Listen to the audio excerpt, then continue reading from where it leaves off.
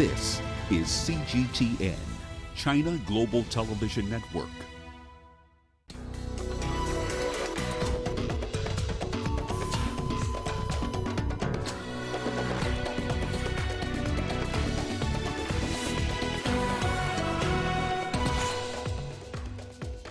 Over 600 Nigerians in South Africa want to return home after xenophobic attacks.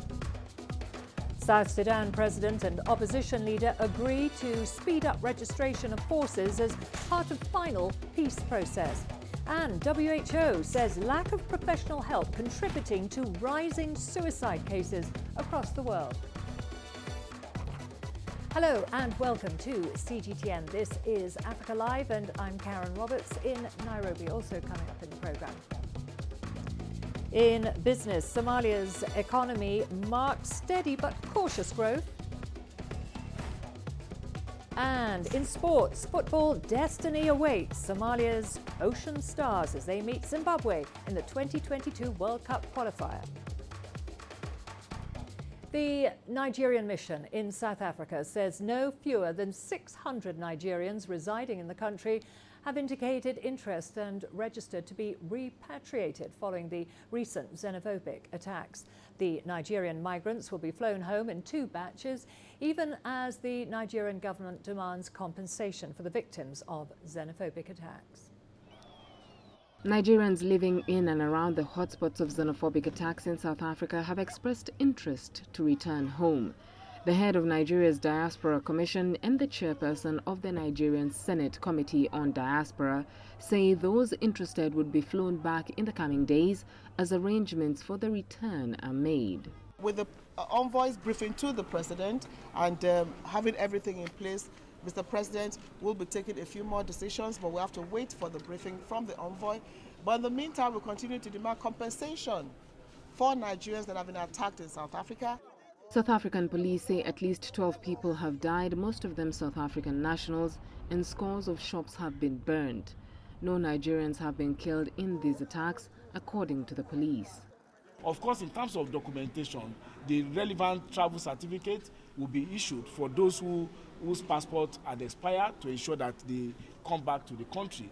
And of course, there is also travel advisory on the part of the South African mission, our mission in South Africa, to ensure that Nigerians even know where to go to. The incident in South Africa is not occurring in every nook and cranny of South Africa. It's localized, and want to ensure, in order to mitigate whatever disaster may occur, that Nigerians should avoid as much as possible those red areas, spending the time that the matter would be resolved finally. The recent attacks have drawn criticism from across the continent. In Nigeria, South Africa's diplomatic representations have been closed and South African-owned shops have also been attacked. Beryl Oro, CGTN. Well, CGTN's Angelo Coppola is joining us live now from Johannesburg in South Africa. Angelo, these reports that Nigerians are registering to be flown back home, what have you gathered on the ground there? Well, I can tell you, if everybody's talking about 600, I'm assuming that it's going to be a lot more than that, probably even double. We've been watching a steady stream of people, Nigerians, coming through to the consulate here in Johannesburg behind me, all going in with one particular target in mind. They want to go back home. All of them have said the same thing to us that we've been speaking to during the last hour or so. They're all coming in through and they're all scared. So the issue on the ground here is very simple. 600, probably double that, and everyone wants to go home either because they've been directly affected or because they're feeling unsafe and they're feeling insecure and they don't want to be here anymore. So the opportunity to return home, even in some cases to nothing, is more appealing than staying here and being concerned. And there are many moms and dads and the kids that are coming through as well. So the family units are going back home. They've had enough of the stress, they've had enough of being attacked in some cases, and they've had enough of feeling this constant pressure that they're going through at the moment. Karen? So you think that the numbers could be double. Some of these Nigerians have invested in business. What happens to their businesses? Well, from what we've seen in the places that we've been traveling to, the different hotspots, any businesses that have been hit, either looted and burnt or both, are basically they've lost everything. In many instances, there's no insurance that those business owners have taken out, so they've lost everything. So what happens in terms of them leaving their businesses? In most instances, they'll sell their assets that they can to try and generate a bit of money so that when they do get home, they have something to fall back on. But in many instances, people have lost everything, including the clothes on their backs. People are arriving here, they've been sleeping here overnight, in fact, because they're too scared to go back to their rooms, to their homes, or even to their businesses if they're still standing. So if you're a foreigner who's had a business trashed, there's not much opportunity here for you to get any kind of compensation. So it's a dire situation, Karen. Well, the Nigerian government says that it will ask for compensation from the South African government. How is this likely to play out, would you say? Well, Karen, there is one insurer, it's a national insurer, it's called Sasria, and it aims to provide cover or compensation to people who have lost their livelihoods, have had their businesses interrupted. It's a government entity. They say, as far as we have last heard, that they are properly capitalized to reimburse people who put proper claims in. And there's the problem, though. Many of the business people we spoke to don't know that Sasria, which is the name of the insurer, is there for them to go to and to put a claim in. Many have gone to the police station in Jeppes, for example, have tried to open a case, and the police there at that call center have actually said there's one case number for all of the damage that's been done in Jewel Street, for example. And that's not going to work for Sasria. Sasria want details, they want specifics, they want to know what was lost. So there's a whole process that they have to follow. So there might well be compensation if those business owners can follow a procedure. So as it stands right now, there is an opportunity, there is a potential to get some kind of compensation. We'll have to see if it actually does happen though, Karen. Okay, thank you very much for that. That was CGTN's Angelo Coppola there for us in Johannesburg in South Africa. Moving on to other news. South Sudanese President Salva Kiir and visiting rebel leader Riek Machar have agreed to speed up screening and registration of their forces that will form the unified 83,000 contingent to provide security in the country. Machar's arrival in Juba for face-to-face talks with Kiir has reignited the security arrangements. This development renews hopes that South Sudan has the political will to form the much-awaited transitional unity government by November the 12th.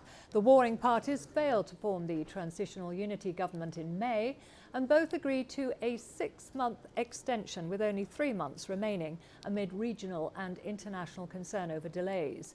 South Sudan descended into conflict in December 2013 after Kiir sacked his deputy, Machar, leading to fighting between soldiers loyal to each of the two sides. The conflict has killed tens of thousands and displaced millions of people. Our meeting concentrated on security arrangements because it's one of the fundamental provisions of this agreement. And we deliberated on how we can fast track so that the necessary forces of 83,000 will be realized before 11th of November. We confirm to you that this was a fruitful meeting. We have discussed all the terms of the agreement, especially the security framework, and we agreed completely on all details. We have had statements from both leaders, and we have produced a well-received report. Let's now turn to the issue of suicide prevention. September the 10th marks Suicide Prevention Day. According to the World Health Organization, a suicide happens every 40 seconds. For those between the ages of 15 and 29, suicide is the second leading cause of death. In Africa, the figures are equally staggering, but Lesotho has the highest rates. Experts in Africa say a lack of professional help and research into the causes is also a challenge. There are an estimated 800,000 deaths from suicide in the world every year, and this translates to about 1 death every 40 seconds globally.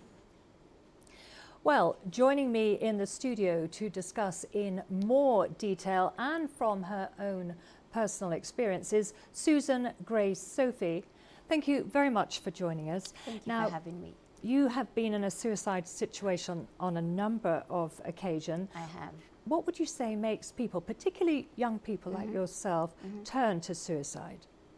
I think it's basically just being in a position where you can't trust anybody to talk to help you out, because most of the time if I come to talk to someone, they really don't have time to listen, and it's very discouraging. Even with family members, everybody's too busy caring for themselves, so it's just you and you. So basically it's discouraging knowing that you have so much weight on yourself and you have nowhere to just put it out on. So you're saying friends and family can't help in this situation? They can be very disappointing. So what would you recommend? What needs to be done? I think basically there needs to be people, especially around us, who give us a reason to keep living, because when someone comes to a point where they want to commit suicide, it's because they have nothing to live for, not even their career, because at some point I didn't really care about my career. I was just like, you know what, it's worth giving up. So it's the people around us, and even me as an individual, what kind of people do I have around me? Because most people just encourage you, let's go drinking, yeah, and then after 24 hours I'm back to the same sad scenario, misery, and yeah, it's basically the environment. So it seems to me a lot of these people, your friends, your family, probably don't realize the situation that you're in. What are the warning signs? That's a very good question, because when it comes to suicidal people, they do drop hints. They're not direct. I'm not going to come and tell them I'm going to kill myself. I'm just going to, maybe through the statements I make, I'm going to be like, man, I am so tired of life. And people make light of those statements. So you have to look out for, you have to have a keen ear to what people say. Look at the things they surround themselves with, the music they listen to. It looks very, you know, it's not a big deal, but it's really a huge deal. So you can look out for, are they into self-harm? Because I also got into self-harm, because most people want to sort of cut themselves because they're very hopeful. Maybe one time they'll cut. Did you do that? I did. I have a lot of scars. How did that help in any way? How did you feel when you did that? Most of the time when I was depressed, really deep into it, when I cut myself, it makes me feel like I'm living. I have some life left, especially when I see the blood oozing out. I'm like, oh, okay, I'm you know, I still got this. Let's talk about your experience with therapy and medication. Has that helped in any way? I didn't do therapy, though a family member tried to get me a therapist, and I went for, I think, 2 sessions, and they gave me 2 sets of antidepressants. So when you give me the medicine, the first thing I'm going to think is suicide. I'm just thinking how I'm going to pop the pills and it's a wrap. So I didn't really trust on therapy, because I feel like talking to another human being is something I've tried before and it didn't work out. So I don't think it's going to work. So I just quit therapy. One last question. What do you think will be achieved by this day, September the 10th, Suicide Prevention Day? What do you hope will be achieved by this raising of awareness? I hope each individual can be accountable for at least one person. If you're my friend, let me at least be accountable for you as a friend. I need to know how you're doing. If you're really okay, are you happy? Is there something you're going through that I can help? So I think just the aspect of accountability would really help give people hope and just cut down on just suicidal thoughts and all that. So we could save a lot of lives and many dreams could be achieved. Okay, on that note, thank you very much for joining us and sharing your experiences. Thank you so much. We are going to a short break now. Don't go away, lots more to come, including Kenya's Turkana oil production. What's in it for local communities? And people with physical disabilities enjoy swimming thanks to innovation along Morocco's Dahlia Beach. In 70 years, China has undergone unprecedented transformation. From its old industrial base in the northeast to its new manufacturing powerhouse in the southeast and to its emerging southwest. CGTN offers you a panoramic view of contemporary China. Our crews will travel along 3 different routes and come to you live from dozens of locations and 3 mobile studios. Join us for an all-inclusive look at China on our TV channel and digital platforms, September the 9th to the 20th. It is New China, then and now, in celebration of the 70th anniversary of the People's Republic of China, only on CGTN.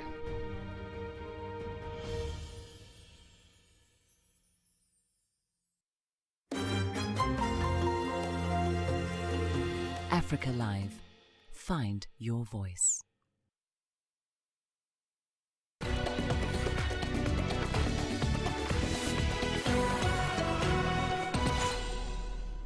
Here in Kenya, the discovery of oil in Turkana County is carrying the hope of millions of Kenyans. The oil find is expected to go a long way towards financing reforms and development of sectors in the country's Vision 2030 agenda.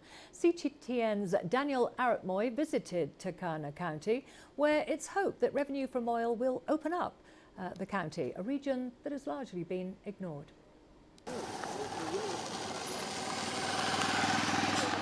For many years now, residents of Turkana County have walked the dust balls of Lokicha, where temperatures can soar up to 40 degrees centigrades.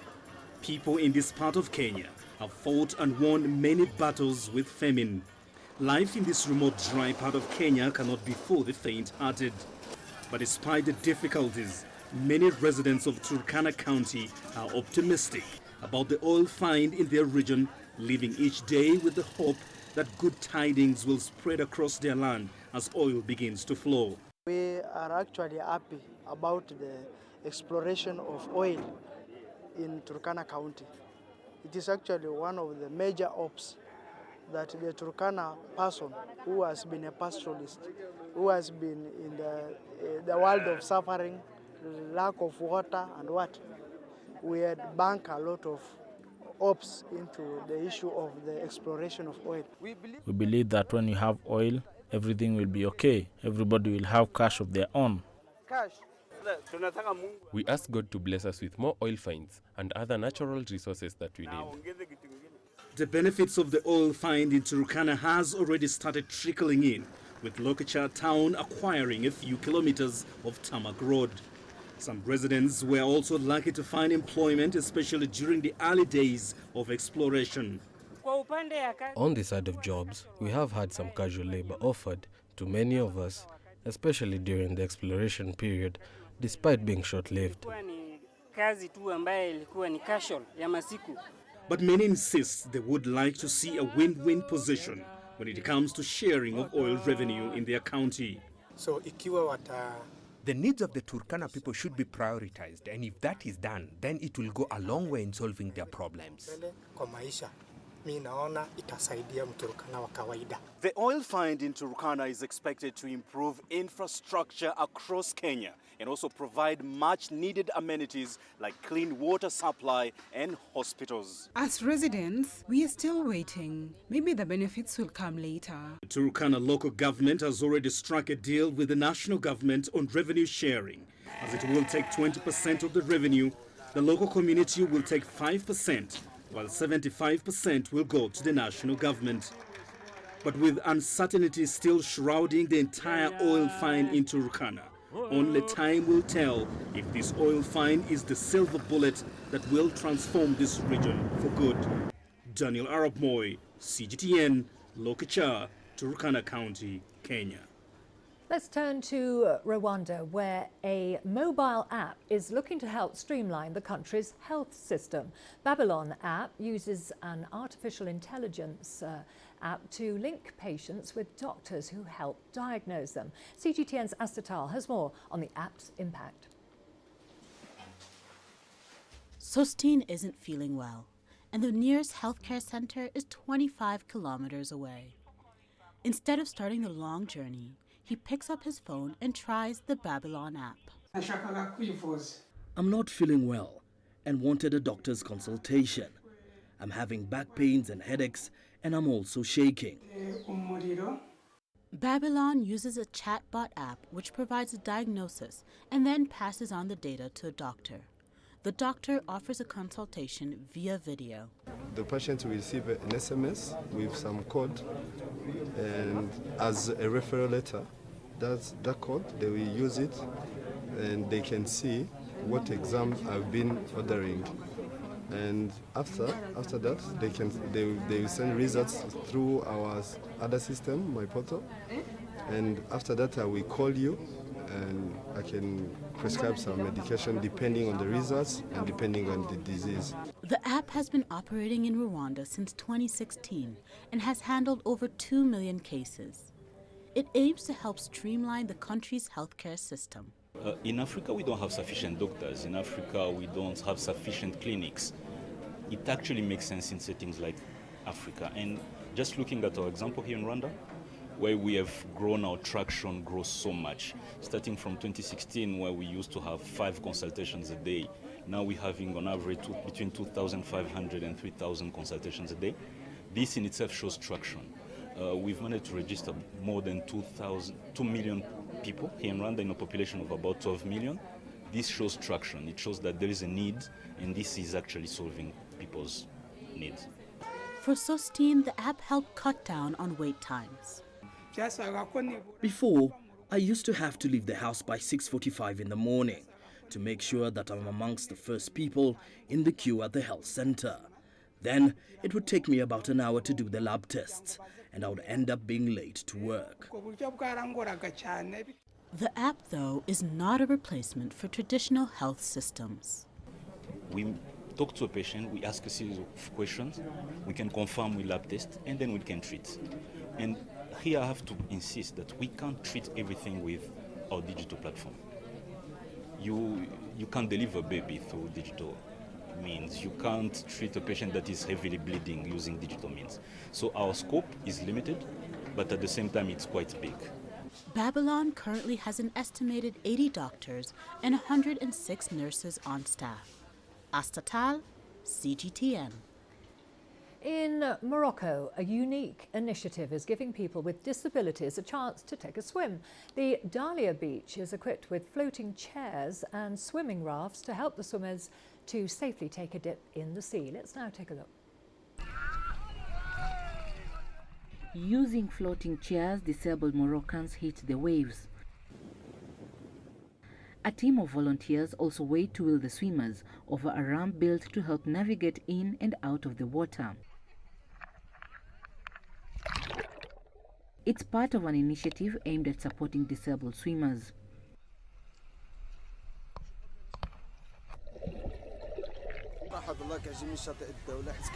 We hope that the initiative at Dahlia Beach will spread out to all national beaches. Truly, Dahlia is exceptional this year. There are a lot of facilities that we do not find in other beaches, such as swimming pools and toilets for physically challenged people. Previously, we can say that disabled people were generally marginalized. They couldn't enjoy themselves as they can now. There were a lot of barriers, and they didn't have full liberty to enjoy the beach like everyone else. Although they had the desire, they couldn't swim like everyone else. The assistance and services offered to the disabled swimmers are free of charge. Mohamed El Hichu is the brains behind this initiative. Since 2015, we've witnessed a lot of people who are bringing their disabled family members, and we've noticed that they are not comfortable in the beach and that they felt a bit deprived. So we began a simple initiative to offer help with simple resources. This initiative runs during the summer season. This summer alone, around 580 disabled visitors have taken a dip at Dahlia Beach, some of them for the first time. Chamhono, CGTN. To Hong Kong now, where authorities are denying rumours that a protester was beaten to death inside a subway station late last month. The police, transportation authorities and hospital workers confirm there were no fatalities that night. There was no fatality on that particular night during the event, but still there were people spreading a malicious rumor, trying to smear the different departments, and this is divisive.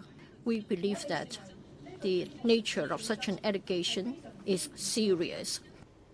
Authorities say there was a dispute among passengers in the Prince Edward station on the night of August 31st because protesters were blocking the train's doors. Later, after spotting smoke, officials started evacuating the train. Hospital workers treated many injured people that night but said no one died. Meanwhile, Hong Kong's chief executive says she's open to talks with protesters, but she insists that reckless violence has to stop. Our reporter Zhu Dan has the latest on Carrie Lam's weekly press conference this morning. She continues to condemn the violent activities at Hong Kong International Airport and lots of MTR stations last weekend. She calls for an end to the violence and damage to the city that has long been known for its rule of law. And secondly, she said those violent activities appear far from over and are hurting the society. How it is necessary for all of Hong Kong to work together to restore order. And thirdly, Carrie Lam addresses a lot of the fake news on the internet, saying that many people believe it's true. She called on the public to act with calm and caution over this and not let it bother them. Well, last but not least, she said, she mentioned a dialogue platform. The offer of 4 actions, not just the formal withdrawal of the bill, is not directly to stop these protests or the violence. It is really to extend my sincerity to start a dialogue with the people. So, in our view, violence should be stopped for the benefit of Hong Kong. But going forward to mend the rift in society and to bring back peace, then we are very willing to engage people directly in a dialogue. The Evenki of Inner Mongolia come from one of China's smallest ethnic minorities. They've traditionally lived as hunters and herdsmen. Now, how are they adjusting to modern life? We find out from our reporter Feng Yile. Homemade milk tea and pancakes on a cool, rainy day. An old-fashioned lifestyle seems to make no difference in the present for 70-year-old Batur. As an Evenki herdsman, Batur and his wife have raised livestock in the midst of the grasslands for much of their lives. But today they say it has become much more convenient. Evenki people in this region used to be scattered all over the prairies. It used to take days to ride from household to household, and that made it hard for us to talk or help each other. An ethnic village was set up in the 1950s with improved systems for transportation and telecommunication. Then economic reforms in the late 80s allowed for distribution of land and assets to individual families. This further improved the lives of herdsmen and their families. That came with a series of health, elderly care, and agricultural subsidies. I appreciate what the country has done. I decided to become a CPC member in the 1990s and work for the village committee so that I could also do something for my fellow herdsmen. Now Evenki herding has gone from horseback to motorbike. Modernization has revolutionized primitive sources of income and has given grassland inhabitants new occupation choices. While Batur's son raises livestock, his daughter has chosen to teach at a local primary school. Many young herdsmen now move to urban areas. I also have an apartment in a county downtown, but I prefer staying here. I will never leave the grasslands and my animals, even when I'm too old for heavy farm work. Many things may change over time for the Evenki, but a strong sense of belonging to the grasslands will never fade. Fortunately, for those who choose to stay in grasslands, improved housing conditions, modern living facilities and even more recreational activities all allow them to lead a better way of life. Feng Yilei, CGTN, Evenki Sumu in Old Barak Banner. All the business news coming up for you after the break, including Somalia's economy marks a steady but cautious growth. And Jack Ma, the co-founder of Alibaba, steps down after an extraordinary career. Africa is the nexus of enterprise, and global business will tell you why it matters. From the mega investment projects to multi-billion-dollar mergers and acquisitions. Africa today collects, just in terms of revenues from taxes alone, $545 billion a year. If you take 10% of that and you devote it to the energy sector, problem solved. All this on Global Business, weekdays at this time on CGTN.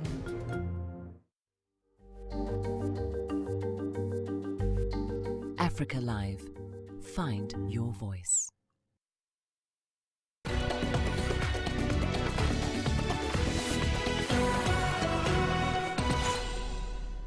Somalia's economy is projected to expand by 2.9% in 2019, up from 2.8% last year. According to the World Bank, this is dependent on current economic reform momentum.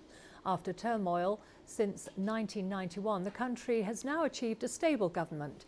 Economic reforms being implemented have seen tax collection increase by 29%. The World Bank now projects a growth pace of up to 3.5% in the medium term. However, Somalia still remains at risk from fragile security, effects of climate and widespread poverty. The government is still unable to meet costs of its expenditure. In May, the International Monetary Fund gave the President Mohamed Farmajo's administration a pat on the back, saying the country's economy is on the right track. Saudi Arabia's new energy minister, Prince Abdulaziz bin Salman, says there will be no major changes in the country's oil policy. Speaking at the International Energy Forum in Abu Dhabi, he expressed concerns over the health of the energy sector. He caused humour after commenting that the latest industry outlook would drive him to take Prozac antidepressants if he took it seriously. The International Energy Agency recently lowered its growth forecast for oil demand. IEA is blaming the ongoing China-US trade war for the bleak outlook. The forecast has sparked fears of a global recession. Prince Abdulaziz bin Salman, a veteran of the oil industry, is the first member of the royal family to be put in charge of the energy ministry. If I to be concerned with IEA projections, I'll probably be in Prozac all the time.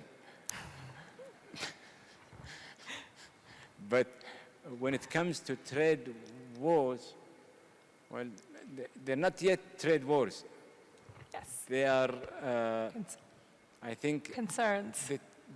The temptation for a trade war. I respect consensus, and maybe because we are the biggest exporter, that makes it even incumbent on us to stress the importance of everybody.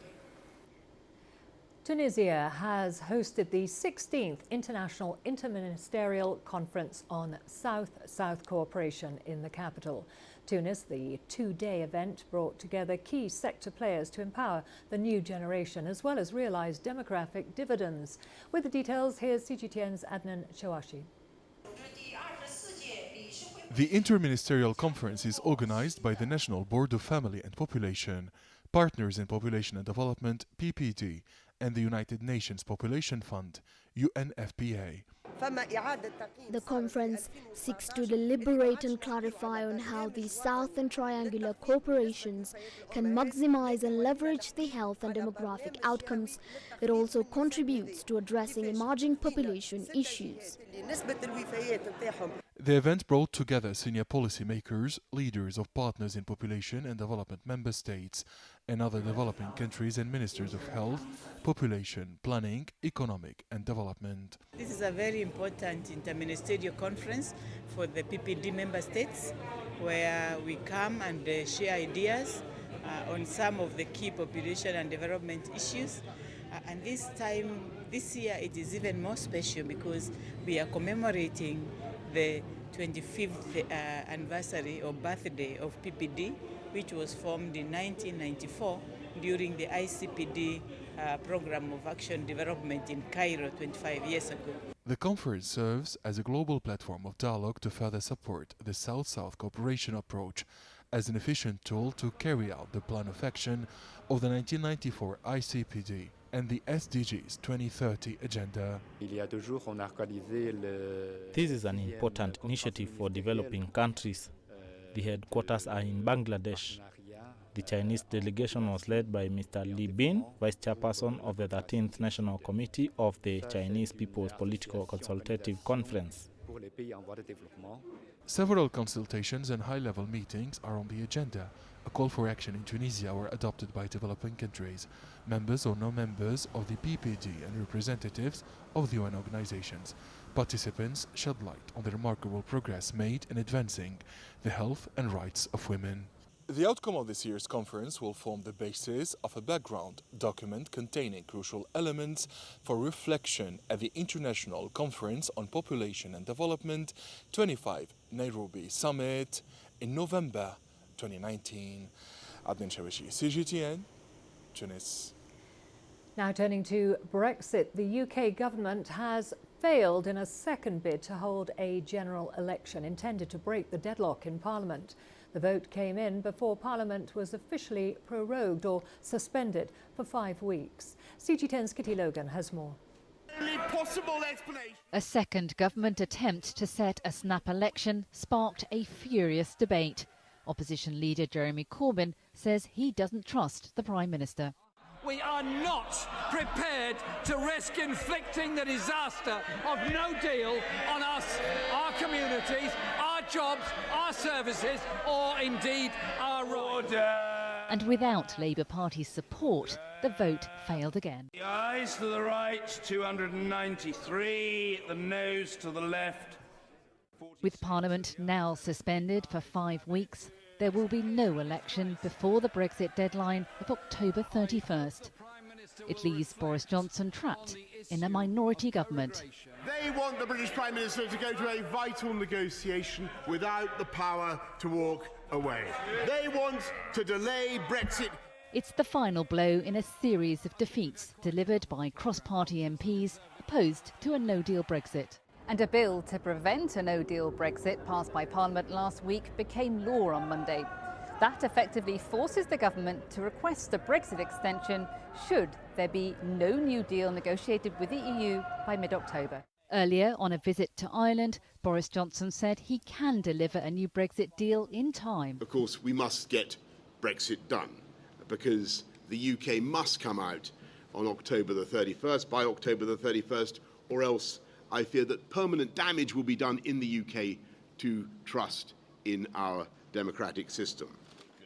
But the warm welcome in Dublin did little to conceal fundamental differences between the two leaders. Boris Johnson wants the backstop, a measure to prevent a hard border with Ireland, removed from any new agreement with the EU. But no backstop, no deal, says Irish Taoiseach Leo Varadkar. We must protect the peace and also the burgeoning all-island economy. And that's why for us the backstop continues to be a critical component of the withdrawal agreement, unless and until alternatives are found. But we are open to alternatives, but they must be realistic ones, legally binding and workable, and we haven't received such proposals to date. Morning, Home Secretary. Morning. That view was echoed by Amber Rudd as she resigned from Boris Johnson's cabinet on Sunday. She accused the Prime Minister of putting more effort into leaving without a deal than with one.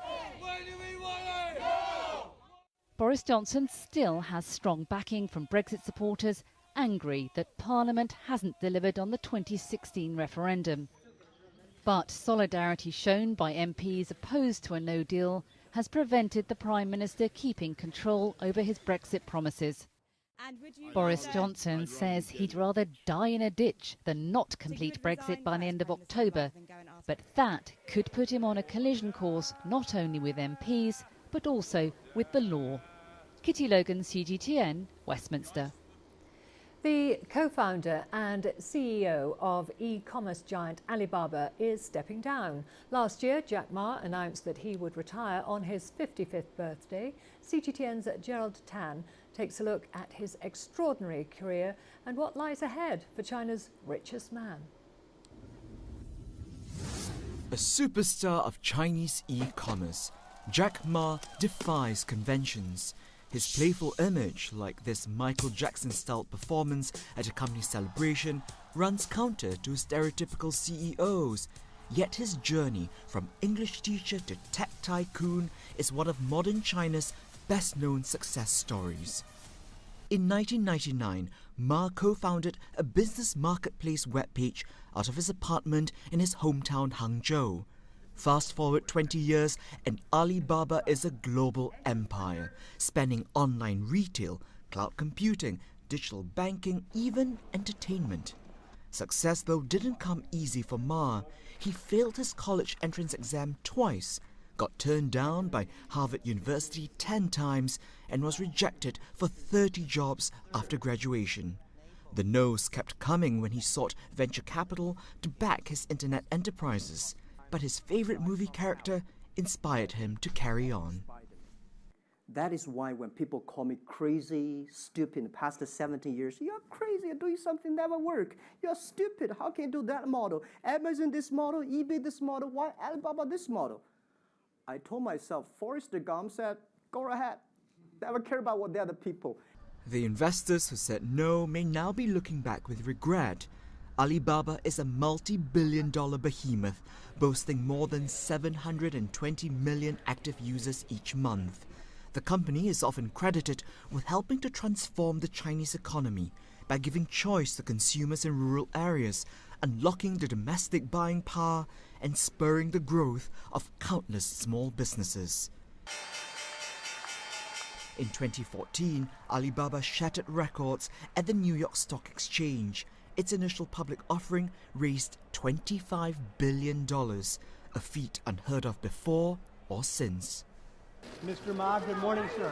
As the face of Alibaba, Ma lives in the limelight, meeting world leaders, speaking at global forums, and sharing his opinions on a multitude of topics. Trade war is the most stupid thing in this world. China, young people, the children are always the kings and queens. We have to make them to work like a team. Ma says he would like to focus on his charities once he steps down as CEO of Alibaba. He's also expressed interest in returning to education where he had his beginning, coming full circle for the man whom many in China respectfully refer to as Teacher Ma. Gerald Tan, CGTN, Washington. We're going to a short break now, don't go away. Lots more to come, including 77-year-old British woman sets world record by sailing non-stop around the world alone. Join us in Global Business and see Africa through our eyes. The greatest journeys, the greatest sights, the greatest adventures. Here in Panata, this weir allows the locals to walk on water. We're far more than just TV news. We're your passport to the wonders of Africa. To bring you stories of struggle, survival and hope.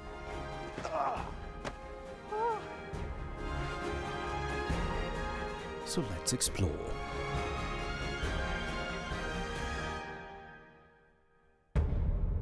CGTN. See the difference.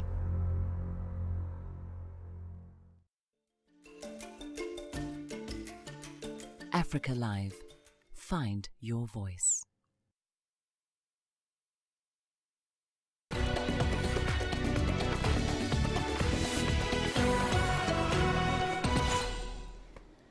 A 77-year-old British woman has made history by becoming the oldest person to sail around the world non-stop. Jean Socrates made the solo journey without any assistance. She spent more than 330 days at sea. She faced several challenges, including damage to the radar dish and having her solar panels washed overboard. Socrates had been attempting the grueling journey since 2016. After reaching land, she had a very relaxing evening planned. greatest voyages of all times. A 77-year-old woman who's battled unbelievable hardships on this trip. She's looking forward to having a very long hot bath and then eating a lovely meal and a nice glass of wine. Ethiopians across the country have celebrated what is known as a National Pride Day, one of Prime Minister Abiy Ahmed's new initiatives. The mayor of Addis Ababa city, Takela Uma, hailed the celebration, saying they play a huge role in forging national unity. CGTN's Gurum Chala has more. The Addis Ababa event was attended by at least 1 million residents, the army, police and special force, with an eye-catching parade. City residents say the National Pride Day celebration has a lot of meaning to them. This is an exciting moment for me and all of us here. It even made me shed tears of joy. This Ethiopian feeling is beyond words. May Almighty bless Ethiopia for eternity.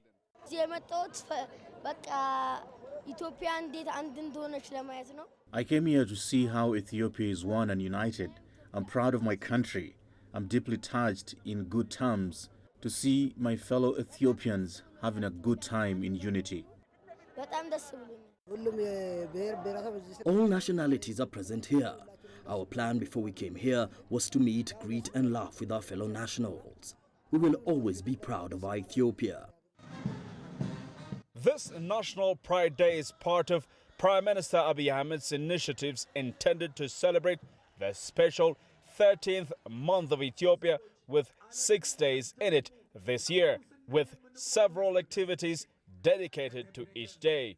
We are just the nation telling the world that we are not only the 12 months, we have extra months. So in this extra month, the 6th day, we are celebrating events across the region, across the city.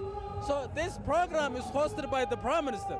The idea is from Prime Minister, then the city is hosting this National Pride Day. I think it's everything for us. Mayor Takela Uma is also adamant that the continuous celebration of the National Pride Day will guarantee nationwide unity for growth. Our grandfather had done an amazing job. They won the Battle of Adwa. They created Aksum.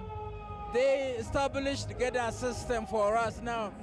We want to narrate that, and of course for the future to bring people together, the citizens, residents together, and to bring hope and give people the commitment that this nation is the nation, the greatest nation we want to create in Africa, in the Horn of Africa. To sustain law and order, the fast-growing economy, and above and beyond for the overall peace of the country, Ethiopia needs the unity of its people now more than any other time in its recent past. Analysts, however, say Ethiopia needs to also focus more on freeing people from the bonds of poverty for a much better countrywide result.